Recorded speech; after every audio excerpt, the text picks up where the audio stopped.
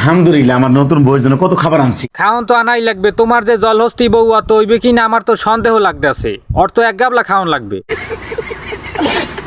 2 বাচ্চা মারে বিয়ে করে আমি জান্নাত হয়েছি, আলহামদুলিল্লাহ। ওই জলহস্তি যদি জান্নাত হয় তাহলে জাহান্নাম হইবে কেডা?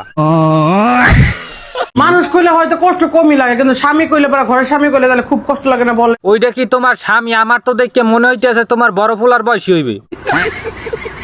যাই হোক, আপনারা আমার স্বামী আজকে মিষ্টি নিয়ে আইছে, তো মিষ্টি মুখ করে আমি এমন একটা মিষ্টি কোরআন তালাত বলবো যেটা আপনাদের হৃদয়ে লাগবে। ওরে ছিলেন না মাতারি, মুই যদি তোরে সামনে পাইতাম জোতা দুইটা খুললে আমি উল্টো বলে দৌড়াইতাম।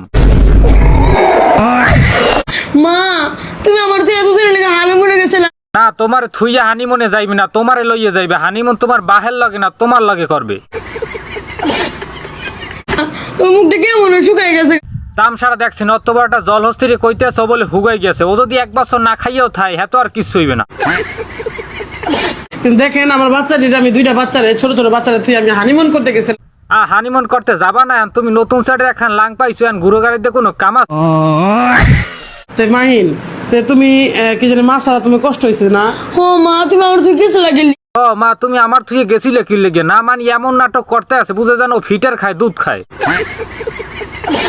আমার বাচ্চাদের আমি এতটা ভালোবাসি, ওদের থেকে আমি কোনোদিন কোনো জায়গায় ছিলেন না মাতারি কথা হচ্ছে না মানে বাচ্চা থুয়ে কোনো জায়গায় যায় না। হেইপিন নিয়ে একচুয়ালি থাইল্যান্ড গেছে গিয়া।